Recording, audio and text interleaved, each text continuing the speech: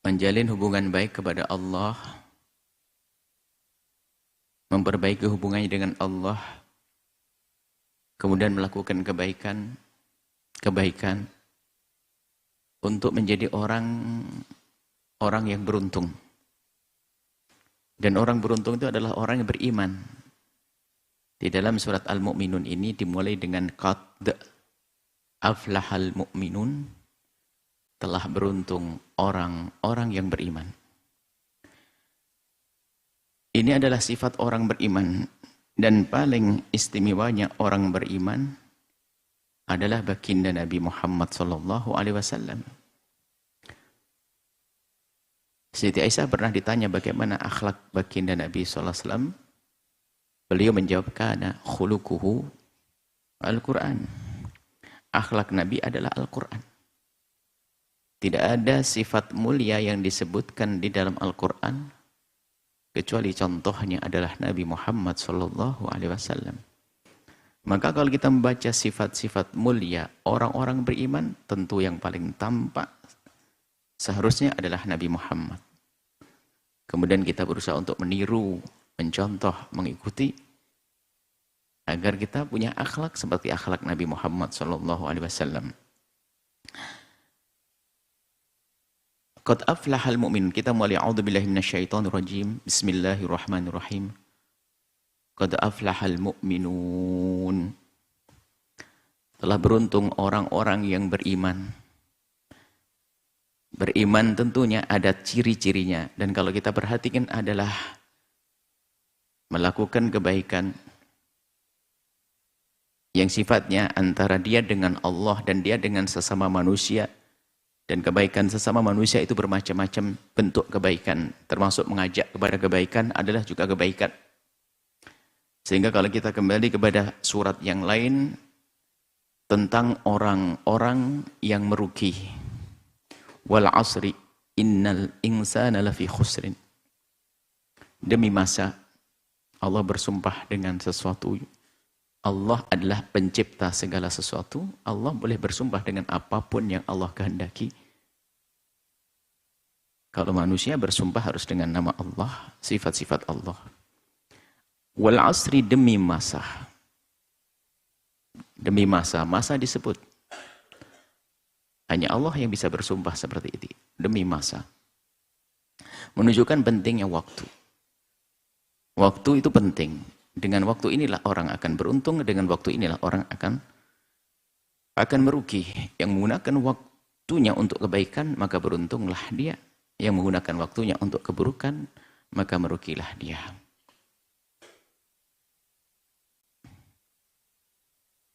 Dikatakan waktu. Waktu itu, nilainya waktu adalah waktu biasa. Waktu adalah berlalunya masa zaman. Dan tidak ada artinya waktu kecuali kita isi dengan kebaikan. Semua orang punya masa, punya waktu. Semua orang punya masa, punya waktu. Akan tapi yang menjadi beda antara satu orang dengan orang yang lain adalah mengisi waktunya dengan kebaikan. Sehingga jangan sekali-kali berkata, aku tidak punya waktu. Sebab kalau kita tahu Imam Ghazali dengan karangan kitabnya, Imam Nawawi dengan karangan kitabnya, sebanyak itu waktunya sama. 24 jam dalam satu hari. Enggak ada beda.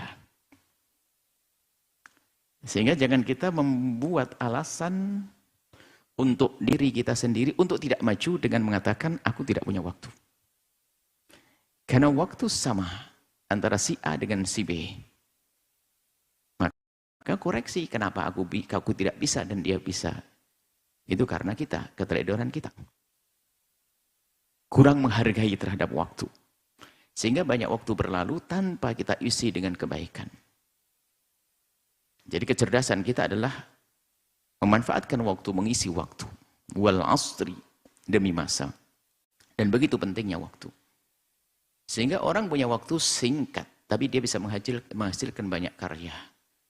Bisa bersolawat sehari mungkin 1000, 2000, baca Al-Quran, baca ini. Ada orang nggak bisa ngapa-ngapain. Istri bantu suami juga enggak, suami nyenengin istri juga enggak. Terus sholat juga enggak, sholat tidak.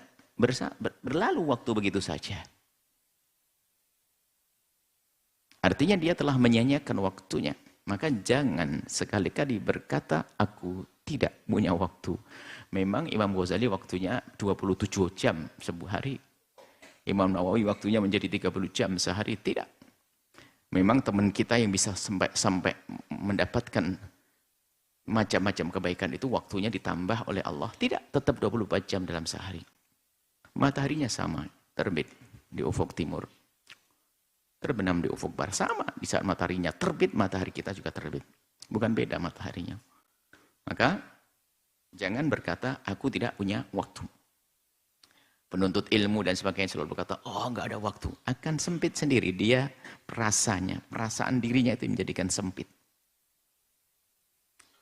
Sementara ada seorang ibu-ibu di kampung itu, Masya Allah, suaminya dalam keadaan mungkin sakit atau apa. Seorang ibu dari pagi hari, dia sudah bisa menyiapkan menanak nasi. Kemudian setelah itu mandikan anaknya, mengantarkan sekolah anaknya. Setelah itu bisa bekerja, membantu suami yang lagi sakit dan seterusnya. Bisa. Dan setelah itu masih punya kesempatan untuk merawat suaminya. Ada. Tapi ada satu orang bengong dari pagi hingga malam. Tidak bisa ngapa-ngapain. Waktu berlalu tidak ada artinya. Innal insana lafi khusrin, semua orang itu dalam kerugian, yaitu di saat dia tidak bisa mengisi waktu dengan kebaikan. Lalu bagaimana agar kita mengisi waktu dengan kebaikan? Tentunya dibangun keyakinan dulu dong. Bahasanya waktu yang Allah berikan kepada kita ini modal untuk kita mendapatkan kebaikan di masa yang panjang nanti di akhirat. Dan waktu yang Allah berikan kepada kita di dunia ini kesempatan untuk kita mengumpulkan bekal sebanyak-banyaknya untuk kita menjadi orang beruntung di akhirat. Maka untuk bisa menggunakan waktu, maka harus kita punya harapan dan keyakinan. Sehingga anak orang bengong itu nggak punya harapan. Harapan bisa saja dunia dan harapan di akhirat. Harapan di dunia, harapan di akhirat. Nah, maka penyesalan itu kan terjadi karena dia sebetulnya punya kemampuan. Kalau kita gambarkan tuh begini. Kita memerlukan atau kita memerlukan rezeki. Dan kita kebetulan punya jaring ikan melewati sungai yang di situ banyak sekali ikannya. Kita melihat ikan sesaat terlihat kepalanya, ekornya, kejar-kejaran, ikan banyak sekali. Jaring hanya di pundak kita, lalu kita pergi, berlalu begitu saja, tanpa kita turunkan jaring untuk mengambil ikan. Kita pergi ke pasar. Sampai di pasar ternyata harga ikan tinggi sekali, bisa beli, bisa kita jual ikan, bisa beli bermacam-macam. Satu orang yang punya jaring. Satu orang lagi melewati sungai tersebut dan dia tidak punya jaring. Hanya dia melihat begitu saja. Kemudian berlalu juga, sama-sama ke pasar. Dua-duanya sama-sama tidak bisa membeli apa-apa, karena sama-sama tidak punya ikan. Akan tetapi rasa penyesalan itu berbeda antara orang pertama dan orang kedua. Yang kedua tidak terlalu menyesal, karena memang tidak punya jaring. Yang pertama ini sangat menyesal, kenapa jaringku tidak aku turunkan untuk mengambil ikan. Ya, pasti karena dia tidak cerdas gitu saja, di saat tidak menurunkan. Nyesalnya nanti di saat sampai di pasar, sama. Anak-anak muda yang sebetulnya dia punya kemampuan untuk belajar, dia lebih ongkang-ongkang main, dia akan menyesal di masa tuanya nanti. Kenapa? Dia punya kecerdasan. Kecuali dia bebel ngafal satu, nggak bisa-bisa. Mungkin biasa saja. Dia punya kecerdasan, dia punya kemampuan, tapi dia malas belajar, maka hasilnya apa? Menyesal. Sama untuk beribadah. Kita punya kesempatan kok, dikasih Allah lah lesan, kesempatan kita duduk di mana, mungkin yang punya jabatan dan seterusnya. Maka yang punya jabatan tidak menggunakan jabatannya untuk kebaikan, nanti setelah turun dia baru menyesal. Yang punya kekayaan di saat menghadap kepada Allah dia akan menyesal. Kenapa tidak aku gunakan untuk kebaikan? Nah, di sini harus ada upaya. Pertama ada keyakinan. Kalau di sini hubungannya adalah masa keyakinan Agar masa waktu yang kita lewati ini berarti adalah harus kita hubungkan dengan masa yang akan datang. Harapan. Kalau kita, harapan kita bukan sekedar kehidupan di dunia yang hanya berapa puluh tahun. 70, 80, 90, 100. 100 berapa? Tidak. Kita punya keyakinan kehidupan yang panjang nanti di akhirat. Baik, kalau kita punya keyakinan kehidupan panjang di akhirat yang tidak ada akhirnya, kemudian kita diberi kesempatan untuk berbekal. Apa yang harus kita laksanakan? Apa kira-kira yang kita laksanakan? Ada hubungannya dengan keyakinan. Kalau keyakinannya lemah, maka dia tidak banyak berbekal. Tapi kalau keyakinannya kuat, dia secara otomatis akan berbekal. Sehingga wal asri, orang ini akan merugi kecuali orang yang punya keyakinan. Illal ladzina amanu, kecuali punya keyakinan yang sesungguhnya bahwa ada kehidupan nanti. Setelah kehidupan di dunia, illal ladzina amanu. Orang beriman itulah yang beruntung, punya keyakinan. Kalau dalam dunia bisnis kan harapan, perspektif segala macam gitu. Tapi kita urusan harapan akhirat, yakin iman bahwasanya ada surga, ada neraka, ada pahala dari Allah dan seterusnya. Maka orang yang tidak merugi, yang keluar dari wilayah rugi yang disebut dalam Al-Quran, khusrin itu adalah illal ladzina amanu, kecuali mereka yang punya keyakinan. Keyakinan kehidupan di masa yang akan datang. Setelah kehidupan di dunia ini. Karena dia punya keyakinan akan kehidupan yang akan datang, yang kisahnya panjang, tidak ada akhirnya, maka dia berbekal. Setelah dia meyakini ladzina amanu wa amilus shalihat.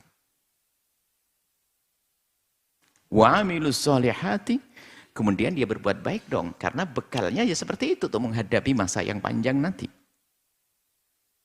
Wa amilus shalihat. Setelah itu apa? Setelah dia berusaha untuk melakukan kebaikan dengan dirinya sendiri, untuk dirinya sendiri, maka dia ingin mewujudkan kebaikan dunia yang sifatnya lebih luas, bukan untuk dirinya, maka watawassaw bil haqqi watawassaw bis sabri. Jadi saling mengingatkan, mengajak kepada kebaikan. Sebab di dunia, kalau yang baik kita saja, kiri kanan kita rusak, terganggu juga kita, mohon maaf. Kita yang paling, apakah Anda yang paling jujur, Anda yang paling baik, tapi diliputi oleh orang yang tidak jujur, suka mencuri, barang Anda ikan. Biarpun Anda baik, maka Anda akan terganggu oleh orang di kiri kanan. Maka sempurnakan kebaikan yang sudah Anda dapat untuk ditebarkan ke kiri kanan Anda. Maka hasilnya apa? Enak di diri Anda, ingin di masyarakat Anda. Maka tidak cukup wa amilus sholihati. Harus tawassaw bil haqqi wa tawassaw bis sabri. Saling mengingatkan. Baik. Nah, ini ciri orang beriman. Disebutkan dalam ayat itu, di sini disebutkan qad aflahal mu'minuna. Telah beruntung, ya siapa yang beruntung? Orang-orang yang beriman. Qad aflahal mu'minuna, beruntunglah orang-orang yang beriman. Langsung tutup ini, orang-orang yang beriman beruntung. Mungkin semua orang berkata, alhamdulillah saya beriman. Oh, ntar dulu buktikan. Sejauh mana keimananmu? Sekuat mana keimananmu? Segede mana? Sebesar. Qad aflahal mu'minun. Baru setelah itu disebutkan ciri-ciri. Maka baca dalam diri kita apakah ada atau belum ada. Kalau belum ada, yuk kita adakan. Kalau ada, yuk kita kuatkan. Qad aflahal mu'minun. Yang beruntung hanya orang-orang beriman, dan orang-orang beriman itulah orang-orang yang beruntung. Qad aflahal mu'minun. Beruntung orang-orang yang beriman. Alladzina hum fi sholatihim khashi'un. Yang mereka adalah khusyuk di dalam sholat mereka. Khashi'un. Sudah tingkat, bukan sekedar alladzina hum. Bukan mereka lah orang yang yuqimuna sholata saja, bukan. Tiba, sudah tingkat. Ini tingkat orang-orang yang beruntung. Beruntung dengan keberuntungan yang sesungguhnya. Bukan muqimus sholati yang melaksanakan sholat. Tapi yang fi sholatihim khashi'un, yang khusyuk di dalam sholat. Artinya kita sudah melakukan sholat, tapi khawatir kita terjebak, bukan terjebak. Kalau terjebak dalam kebaikan, tidak boleh kita katakan sholat, biarpun belum khusyuk, tetap sholat. Akan tapi bisa jadi kita melakukan sholat ini masih kita di wilayah rutin. Belum merasakan kelezatan di dalam melakukan sholat. Dan kita tidak perlu berpura-pura mengatakan, aku sudah lezat. Tidak, ini masalah pribadi sendiri, pribadi sekali. Kelezatan di dalam melakukan sholat ini adalah sangat pribadi. Orang bisa saja berpura-pura, Masya Allah, kalau aku melakukan sholat subhanallah, oh boleh ngomong begitu. Tapi hakikat hatinya, ini sangat pribadi sekali. Tiba-tiba dijadikan oleh Allah sholat menjadi qurratu ain, penyejuk hatinya. Sampai Nabi jadikan sholat penyejuk hati Nabi SAW, sholat. Dan memang dijadikan penyejuk yang sesungguhnya. Sehingga dalam keadaan Nabi selalu menanti waktu sholat. Kalau dalam keadaan urusan dunia, apakah peperangan atau urusan-urusan yang lainnya, yang sifatnya bukan urusan sholat, di luar ini kan banyak urusan dunia yang kepada akhirat dilakukan Nabi. Termasuk mengajari orang berdagang yang benar, mengajari urusan berjihad dan seterusnya. Tentu hal yang demikian kadang juga mengganggu. Artinya mengganggu itu adalah karena ini urusan dengan manusia, pasti kepikiran dan sebagainya. Maka Nabi selalu menyeru kepada Bilal, ya Bilal, arihna bis sholat. Wahai Bilal, tenangkan hatiku dengan sholat. Maksudnya apa? Kapan Bilal waktu sholat tiba? Karena Sayyidina Bilal lah yang menyuruh Allahu Akbar, Allahu Akbar. Orang beriman yang tingkat tinggi imannya mendengar seruan adzan, dia mengucapkan alhamdulillah, dia merasa senang telah masuk waktu menghadap kepada Tuhan, kepada Allah Subhanahu wa taala. Alladzina hum fi salatihim khashi'un, mereka yang khusyuk di dalam salatnya. Makna khusyuk di dalam salat ini tentu dimulai dari khusyuk zahir juga. Sehingga bukan tolah-toleh, biarpun menoleh itu tidak membatalkan sholat, tapi kan kurang elok dong. Sebab menoleh satu-satu ngerti, biasanya justru yang ngerti fikih, yang penting nggak batalkan. Kalau membatalkan sholat kan noleh 3 kali gerakan berturut-turut, karena leher anggota besar. Kalau noleh sekali aja enggak, noleh makruh. Mentang-mentang sholat Allahu Akbar. Ini Ustadz, mentang-mentang Ustadz ngerti ilmu fikih. Ini fikih keblinger nih. Ajalah. Apa ditalan? Kenapa toleh-toleh? Kan tidak batal. Bukan gitu dong. Tetap berusaha bagaimana dia punya adab di dalam melakukan sholat. Kemudian khusyuk di dalam sholat ini adalah masuk wilayah renungan. Mentadabburi apa yang dibaca. Jadi ngikuti apa yang dibaca. Jadi bukan menghayal sesuatu yang tidak ada urusannya dengan bacaannya. Lah kalau ingat neraka, sementara yang dibaca adalah urusan surga ya kembali. Jadi mengikuti khusyuk di dalam sholat itu adalah bagaimana kita mengikuti apa yang kita baca dengan pikiran kita, dengan rasa. Jadi seperti itu, merenungi bacaannya. Kalau kita belum sampai derajat mampu merenungi bacaan, paling tidak kita membaca bacaan tersebut dengan hati dan pikiran kita. Kalau disebut oleh Imam Haddad bahwa paling tidak membaca, kalau belum bisa mendalami tentang maknanya, tapi paling tidak kebaca tentang lafaz-lafaz yang kita baca itu. Karena kita derajat lafaz dulu. Bismillahirrahmanirrahim. Dicermati lafaz yang dibaca, agar benar bacaannya, agar makhrajnya tepat, sifat-sifat hurufnya jelas. Kemudian kebaca dengan benar. Ini adalah langkah khusyuk awal. Biarpun hakikat khusyuk adalah apa yang kita baca menghadirkan renungan. Dalam Bismillahirrahmanirrahim. Kita langsung menyebut nama Allah yang maha pengasih, kasih sayangnya kepada kita. Saat ini kita bisa berdiri melakukan salat kasih sayang Allah. Dan terus menghayati apa yang dibacanya. Itu adalah khusyuk. Termasuk anggota tubuh diupayakan harus bisa tenang. Sampai dikatakan la khasya'a qalbu hadza la khasya'a jawarihuhu. Kalau seandainya orang ini hatinya khusyuk, ini saya anggota tubuhnya adalah juga khusyuk. Biarpun tidak harus seperti itu. Ada orang memang ya, sebetulnya hatinya khusyuk tapi mungkin dia punya sakit apa kan itu. Cuma diupayakan dari zahirnya yang khusyuk. Sehingga keadaan waktu melakukan sholat. Khusyuk di dalam sholat. Dan memang khusyuk bukan syarat. Ada memang sebagian ulama yang sering dinisbatkan kepada sufi ahli tasawuf mengatakan bahasanya tentu ini hanya sekedar ungkapan yang terungkap bukan sebagai catatan hukum ya. Orang menghadap kepada Allah kok tidak khusyuk itu bagaimana sih? Sehingga khusyuk bukan rukun, bukan syarat. Bukan syarat. Sehingga kalau ada bukan syarat sahnya sholat. Kecuali ada Imam Ghazali menyindir, menukil bahwasanya khusyuk itu adalah syarat sahnya sholat. Bukan Imam Ghazali berkata yang mengukuhkan begitu, tidak. Hanya disebutkan dalam catatan beliau, sebagian ada yang mengatakan khusyuk syarat sahnya sholat. Wah ini kacau ini.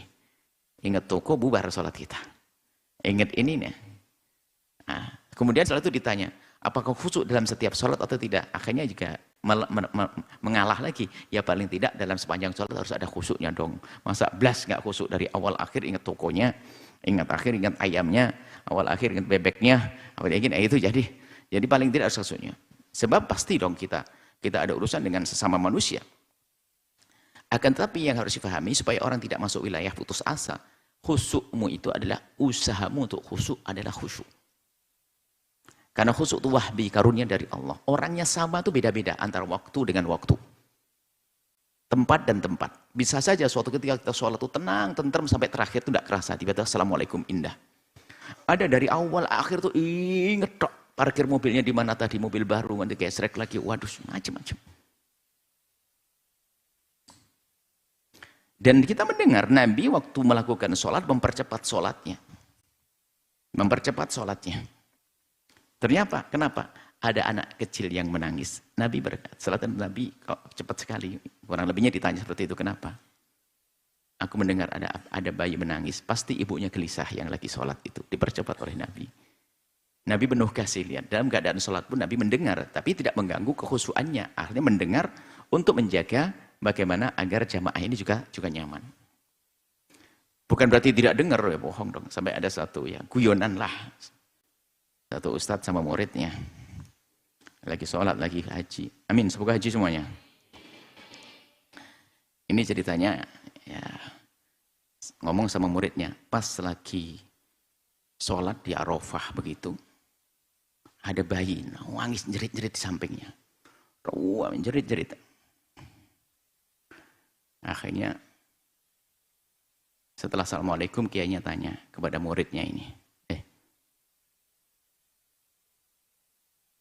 kamu dengar tidak ada bayi nangis tadi?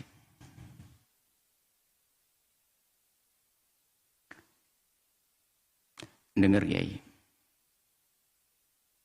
Oh ya, berarti sholatmu tidak khusyuk. Oke.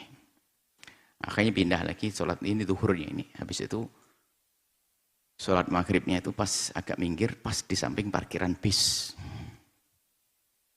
Bisnya derunya rung pas sholat maghrib. Setelah assalamualaikum tanya, ente dengar suara bis enggak tadi? Enggak, Kiai. Kamu budak berarti. Budak. Oh, suara derang itu. Tadi waktu saya dengar bilang enggak khusyuk. Sekarang bilang enggak dengar budak. Iya memang benar. Kamu budak kan kalau enggak dengar? Ya, khusyuk itu bukan begitu. Khusyuk bisa saja kita tetap mendengar, tapi arah kita tetap. Justru malah kita tidak bisa, nggak mungkin, mohon maaf. Sehingga jangan gaya khusyuk tapi merusak urusan dengan manusia. Mohon maaf, ibu-ibu lagi sholat di rumah. Ada bunyi gelas, anaknya banting gelas. Mau pejam mata, tetap nggak khusyuk nanti. Dilihat dong, jangan-jangan makan beling itu anaknya. Kalau ternyata betul membahayakan, jalan ambil sambil sholat.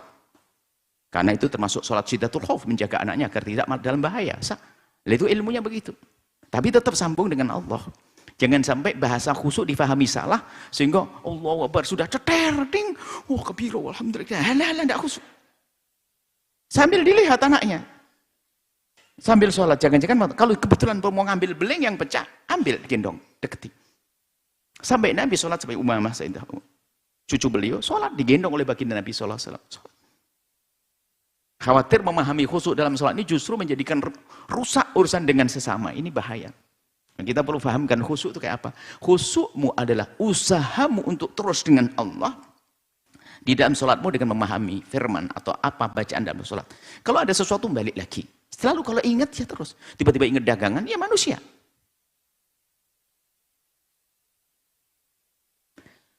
Dan sholat itu Masya Allah, tapi hati-hati lah, setannya macam-macam. Setan. Ada setannya itu, setannya ustadz juga rupanya. Setannya ada ustadz, ada setan penyair, ada setan pencari kunci. Jadi setannya itu datangnya waktu sholat. Cari kunci nggak ketemu waktu sholat. Allah, Assalamualaikum. Oh di bawah kasur. Penyair, setan penyair. Allah Akbar, keluar syair-syair indah waktu sholatnya. Ini nggak khusyuk ini. Atau ustadz. Allah Akbar, langsung topiknya nanti ini ceramah saya. Ini kampungnya begini orangnya tadi. Sholat awal akhir bukan musyrik. Nah ini godaan sesuai dengan keahlian masing-masing. Yang tukang ya setannya setan tukang. Jadi macam-macam. Nah maksudnya apa? Itu nggak mungkin terlepas dari kita. Cuman berusahalah untuk kembali kepada yang kita baca. Biarpun kita ingat, kalau kita hidup. Tentu kita akan ingat. Nah, khawatir pemahaman khusyuk itu nanti adalah menjadikan kita retak urusan dengan sesama. Sehingga kita mendengar bacaan imam, kemudian kita mengurusi bacaan kita. Nah, ini yang harus kita fahamkan. Khusyuk itu adalah berusaha hanya kita memahami apa yang kita baca. Kalaupun ternyata pikiran kita keluar, maka kembalikan lagi. Maka mengusahakan kembali itu bagian daripada khusyuk. Sudah seperti itu saja. Jangan mungkin pernah ada diskusi atau belajar kursus khusyuk dalam sholat itu sampai saya dengar Allah di mana ceritanya. Seolah-olah kita membayangkan kayak Nabi Isra Mi'raj, kemudian dialog dengan Allah, kemudian seperti kayak komputer langsung diklik begitu apa? Kalau komputer kan diklik gitu. Jadi ya bukan begitu, namanya khayal itu. Khusyukmu di dalam sholatmu adalah berusahamu untuk memahami yang engkau baca. Sudah, itu saja. Jadi mulai hari ini kita memulai dalam sholat kita, mulai dari kabiro. Kalau belum tahu artinya, baca pelan-pelan kabiro, walhamdulillahi kathiro, wa subhanallahi bukrata wa asil. Terus baca alhamdulillah sampai akhir. Baca pelan-pelan. Lihat, karena kita sudah biasa dengan yang kita baca, terus merenungi yang kita baca. Sampai tiba-tiba selesai. Ini adalah membangun khusyuk di dalam sholat kita. Lah orang beriman berusaha untuk ke sana dan terus berusaha untuk khusyuk. Alladzina hum fi sholatihim khashi'un, di dalam sholat mereka khusyuk. Alladzina hum 'anil laghwi mu'ridun. Kemudian setelah itu dia keluar dari sholat. Kalau di dalam sholat semacam itu, karena hidupnya kita itu antara di dalam sholat dan di luar sholat. Di saat berada di luar sholat, maka dia memilah dan memilih apa yang hendaknya dilakukan. Anil lahwi mu'ridun. Hal-hal yang tidak berguna, iseng, itu akan dihindari. Kalau ternyata ada berbuat senang, kesenangan, tentunya ada manfaatnya. Manfaatnya untuk kesehatannya boleh, namanya olahraga. Sehingga olahraga untuk membangun kesehatan tidak dianggap olahraga yang halal. Jadi dianggap sebagai sesuatu yang lahu yang diharamkan. Adapun contohnya adalah 3 daripada lahu yang melalaikan tapi yang diperkenankan. Ada lahu. Jadi alat akan lahu, sesuatu yang menjadikan kita tuh lupa, bukan berarti kita menjadi lupa Allah melakukan maksiat, enggak. Lupa tapi bukan sesuatu yang diharamkan. Lalai tidak diharamkan seperti dalam hadis disebutkan darbul khail, main kuda. Konsen dia. Berak gini. Kalau enggak anak peleset jatuh. Termasuk darbul khail. Di antaranya juga dalam hadis disebutkan muda'amatun nisa. Suami mencumbu istri. Lalai. Tapi halal. Dalam riwayat Ibnu as-sibahah, renang. Kalau urusan sibahah sama darbul khail, main kuda ini digambarkan tentang olahraga yang sehat. Olahraga yang sehat. Yang benar-benar menjadikan otot kita kuat, fisik kita sehat dan sebagainya. Sehingga bisa saja dikiaskan adalah segala bentuk jenis olahraga yang memang menjadikan kita sehat. Sehat beneran. Tanyakan ahlinya, para dokter. Nah ini. Nah, biasanya ini Ini menjadikan kita terlena. Jadi terlena yang bermanfaat itu diizinkan. Bermanfaat untuk kesehatan. Saat itu kita lahu, ini kemainan. Jadi bukan semua mainan ini adalah tidak boleh. Ada mainan-mainan diizinkan. Kayak latihan perang dan sebagainya. Itu mainan, permainan. Dan diizinkan oleh Rasulullah SAW. Tapi tetap berusaha kita ingat Allah kan, kalau seorang orang beriman setelah dia fi sholatim khasyi'un kan selalu dengan Allah, dia akan bisa mengabdikan beribadah kepada Allah qiyamah. Selalu ingat Allah qiyamah wa qu'udan wa ala junubihim kan. Akhirnya bisa selalu ingat Allah di dalam segala keadaan. Biarpun dia sering lupa di saat dia bermain, kayak main kuda tadi, tentu dia bisa lupa. Bukan melupakan Allah, tapi memang dia harus konsen dengan apa yang saat itu ditekuni. Tapi ini untuk Allah, sehingga dalam terbul khail atau latihan main kuda itu adalah untuk jihad. Nah, hubungannya ke sana. Sibah hadis Nabi menyebutkan rimayah main panah. Ini adalah termasuk olahraga. Main panah tidak konsentrasi, nggak bisa tepat kepada sasarannya. Nah, ini adalah bukan itu, adalah lahu yang menjadikan dia jauh daripada kebaikan. Bukan untuk kesehatan dalam dirinya, hanya sekedar dia menjadikan lupa. Ya kita cari. Kalau maksiat sudah sangat jelas. Makanya tadi disebutkan bukan sekedar melakukan sholat, tapi khusyuk dalam sholat. Orang tingkat iman. Bukan sekedar menjadikan menjauhi yang haram jelas dong. Tapi sesuatu yang kurang berguna itu ternyata ditinggalkan oleh orang-orang yang beriman. Bukan urusan haram. Kalau haram jelas dong. Seperti sebelumnya, sholat pasti dong. Masa tidak sholat? Tapi orang iman tingkat tinggi adalah bukan sekedar sholat, tapi masuk wilayah khusyuk. Dan termasuk dalam urusan kesehari-hariannya adalah bukan meninggalkan yang haram. Sudah jelas haram. Akan tapi yang kurang berguna dihindari. Yang kurang berguna dihindari. Ya terserah, ini apa saja permainannya. Dia mengerti bagaimana berzikir. Lebih baik untuk digunakan untuk berzikir daripada dia berbuat sesuatu yang tidak berguna. Nah ini orang-orang beriman itu punya pangkat seperti itu. Walidina hum lizakati fa'ilun. Kemudian dia membayar zakat. Membayar zakat. Dan memang sholat didahulukan urusan dengan Allah ya. Walillahi mu'ridun itu adalah pembiasaan diri. Walizakati fa'ilun gambaran urusan dengan sesama manusia. Urusan dengan Allah. Alilahul mu'din adalah urusan pribadi. Pribadi yang ada hubungannya biarpun tidak dengan manusia, dengan sesuatu permainan, benda dan sebagainya, ya. Apakah Anda harus main? Mohon maaf, permainan itu berguna atau tidak? Terserah permainannya apa. Kan banyak permainan yang ada di saat ini. Biarpun tidak derajat haram bagi orang yang beriman tingkat tinggi, dia akan menghindari biarpun tidak haram. Karena masih banyak pekerjaan yang lainnya yang lebih manfaat. Waladina hum lizzakati fa'ilun. Dan mereka yang membayar zakat. Di sana ada ilmu zakat ya. Zakat, ilmu zakat. Di dalam zakat ada ilmu. Dan memang kita tidak wajib belajar ilmu zakat kecuali di saat kita sudah punya harta untuk dizakati. Tapi kalau belajar ilmu zakat saat ini sah-sah saja untuk kita ajarkan kepada saudara, sanak kerabat. Hanya perlu difahami bahasanya perusak zakat ada 3, atau penjahat zakat ada 3 model manusia. Yang pertama adalah orang mampu membayar zakat, orang wajib bayar zakat tapi tidak mau membayar zakat. Dan hati-hati orang yang semacam ini, subhanallah, susah diarahkan. Justru kadang lebih senang dia bersedekah. Kalau disuruh ngitung zakat katanya urut, atau tidak. Zakat hukumnya wajib, sedekahmu adalah sunnah. Dahulukan untuk menghitung zakat sebelum bersedekah. Ini godaan juga. Dan kita beberapa waktu yang lalu menemukan satu orang yang diuji oleh Allah dengan kekayaan. Di saat bicara sedekah berdoa mungkin ratusan bahkan miliaran. Akan tapi di saat diajak ngomong zakat, katanya ribet, ajib.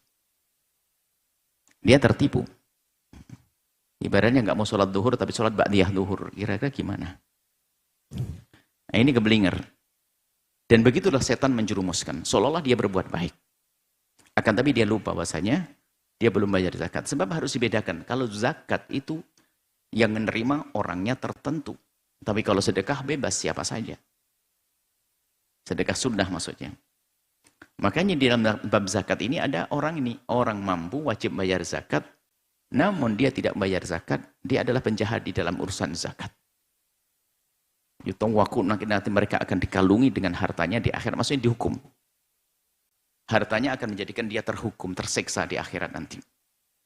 Kemudian yang kedua, penjahat di dalam zakat ini adalah orang yang tidak berhak menerima zakat, tapi mengambil zakat. Berarti dia mengambil haknya orang lain. Hati-hati. Sebisa mungkin kita menghindar dari hal-hal seperti ini. Kalau sudah ada pembagian zakat, langsung pura-pura fakir. Tapi kalau sudah selesai bab zakat, sok kayak orang kaya. Gaya hidupnya. Tapi giliran zakat, nggak dikasih, marah. Ini adalah cerita, padahal zakatnya zakat fitrah. Di sebuah kampung itu rupanya ada orang dibagi zakat semuanya. Tinggal 3-4 orang keluarga nggak dikasih, marah dia. Padahal hanya beras berapa kilo. Kenapa? Kenapa saya dibagi? Giliran bab zakat pengen fakir. Tapi besoknya sok dia, pamer, kayaknya begini, kayak hidupnya. Padahal ngutang semua barangkali. Kalau buktinya dia nerima zakat. Ada orang yang tidak berhak menerima zakat, tapi mengaku menerima zakat.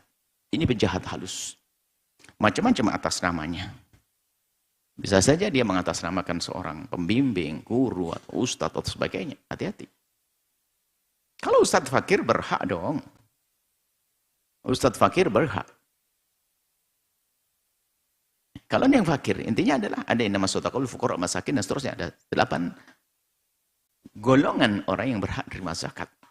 Dan jangan dibawa kemana-mana, jangan dikembangkan. Termasuk kita perlu menegaskan kembali tentang masalah fisabilillah ini jangan sampai dikembangkan sehingga menjadikan orang fakir terkalahkan.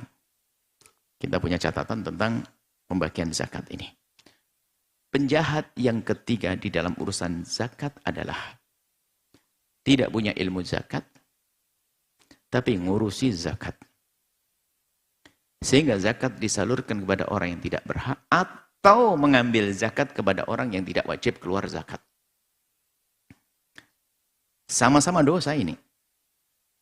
Jadi zakat ini hanya orang yang wajib saja. Kita tidak boleh mewajibkan orang yang tidak wajib mengeluarkan zakat. Termasuk zakat mal atau zakat fitrah. Zakat ada 2, zakat harta, zakat fitrah. Fitrah itu zakat jiwa. Biarpun dia orang miliarder, duitnya triliunan, dia orang triliunan, duitnya enggak tahu, nolnya berapa di belakangnya itu. Duitnya banyak, tetap zakat fitrahnya 2,5 kilo. Enggak boleh, ini zakat excellent, zakat eksekutif, zakat, apa istilah nih? Bapak, ini bapak karena kurang istimewa, zakatnya 3 karung. Enggak ada. Tetap 2,5 kilo, enggak boleh. Kalau masalah sedekah, suka-suka. Termasuk, mohon maaf hari ini, menggerakkan zakat. Misalnya orang gajinya hanya beberapa, dia dikenai zakat profesi, mohon maaf. Tidak semua orang yang punya gaji, dia wajib mengeluarkan zakat, karena penghasilannya tidak seberapa. Di dalam hitungannya tidak nyampe. Bahkan dengan kebutuhan-kebutuhannya pun bahkan menjadi kurang. Maka juga jangan latah, mentang-mentang ngurusi zakat, dikit-dikit langsung semua pegawai kena zakat. Zakat, zakat, zakat. Anda punya tanggung jawab di hadapan Allah. Mewajibkan yang tidak wajib adalah haram, seperti menghalalkan atau mengatakan tidak wajib sesuatu yang wajib. Kami mendapatkan selebaran jual aset membayar zakat. Dari mana jual aset membayar zakat? Ini adalah badan zakat, atau badan zakat resmi atau tidak resmi. Coba, ini perlu jujur ya. Jadi bukan tentang orang kaya langsung kita ambil duitnya, enggak. Jual aset tidak keluar zakat. Kalau urusan kenegaraan mungkin pajak, iya sih urusan pajak. Ini beda urusan pajak, kita tidak bahas masalah pajak. Ada orang jual, Anda punya tanah waris kayak tanah apa. Anda jual, dapat laku 2 miliar. Ya nggak wajib zakat dong. Bung jualan, jual aset. Kecuali Anda jual beli, pedagang. Jualan bukan jual beli. Mohon maaf, ini isyarat saja, tentunya kita akan bahas secara khusus dalam fikih zakat. Zakat. Dan yang punya toko, ya wajib zakat karena pertokoannya. Dan cara mengeluarkan zakatnya juga sangat mudah. Pertanian, bisa saja lupa orang, tidak membayar zakat pertanian, bukan karena tidak mau, baru diingatkan saja. Walahu walladzina hum lizzakati fa'ilun, dia membayar zakat. Membayar zakat. Walladzina hum li furujihim hafidun. Orang beriman adalah yang menjaga kemaluannya. yang menjaga kemaluannya. Menjaga kemaluan itu bukan, mohon maaf, hanya sekedar pakai menutup aurat, pakai celana dan sebagainya, bukan itu. Itu menutup aurat akhirnya menjadi sebab orang terjerumus di dalam merendahkan kemaluannya, melakukan keinginan zina. Sebabnya apa? Pandangannya dan sebagainya. La yazni zani hina yazni fahuwa mu'min. Pezina di saat berzina runtuh imannya. Akan tapi yang perlu direnungi adalah apa yang menjadikan orang terjerumus di dalam perzinahan. Karena nggak ada zina itu serta-merta. Pasti dimulai daripada khayalannya yang telah rusak oleh tontonannya, oleh pandangannya atau ceritanya. Nggak mungkin orang serta-merta melakukan kehinaan zina. Dan orang mulia susah melakukan zina. Biarpun tanpa agama misalnya. Dahulu ada seorang wanita namanya Hindun. Sebelum masuk Islam. Setelah masuk Islam kan diajak baiat oleh baginda. Berbaiat wanita-wanita. Hindun itu adalah wanita yang sangat membenci Nabi sebelum masuk Islam. Pakai sayembara, siapa yang bisa membunuh Sayyidina Hamzah akan dimerdekakan. Kalau itu budak. Ternyata betul ada Wahsy berhasil membunuh Sayyidina Hamzah. Begitu gembiranya Hindun, langsung didatangi jasad mulia Sayyidina Hamzah, Sayyidul Syuhada, dibuka di belah dadanya, diambil hatinya dan digigit. Tanda kebenciannya sampai dikatakan Hindun akilatul akbat. Hindun yang makan hatinya Sayyidina Hamzah. Begitu bencinya. Pas Fathu Makkah Allah beri hidayah. Kemenangan umat Islam masuk Makkah. Baginda Nabi kembali ke Makkah. Mendapatkan hidayah, subhanallah. Berarti hidayahnya kan saat itu. Hidupnya kan sebelum itu ada kehidupan. Diajak berbaiat untuk beriman kepada Allah. Untuk melakukan kebaikan termasuk diantaranya untuk tidak minuman keras. Iya. Mungkin di kalangan Arab biasa minuman keras waktu itu. Di saat diajak berbaiat agar tidak minuman keras. Iya. Kami taat dan patuh untuk tidak minuman keras ya Rasulullah. Kemudian diajak berbaiatlah kalian, berjanjilah kalian wahai wanita untuk tidak melakukan zina. Kaget. Seorang Hindun yang belum lama masuk Islam. Ya Rasulullah. Fatasnil hurratu. Ya Rasulullah, kenapa aku diajak berbaiat untuk tidak zina? Apakah kebayang orang seperti saya melakukan zina? Hebat. Apakah kebayang orang seperti saya ini melakukan zina? Lihat.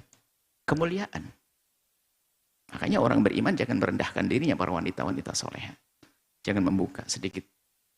Menonton tontonan yang tidak benar, lalu mengarah kepada perzinahan. Na'udzubillah. Kadang orang tampak dia soleha.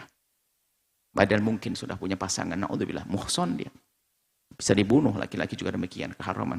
Semuanya rusak dari pandangan. Roposnya iman. Baik, nah. Menjaga tentunya sebab-sebab terjerumus dalam perzinahan harus dihindari. Pandangan, pergaulan. Khulwah, berduaan. Harus menjaga diri. Kami khususkan wanita adalah lembut, lemah. Wanita lembut dan lemah. Bisa, mohon maaf istilah bahasa kasarnya,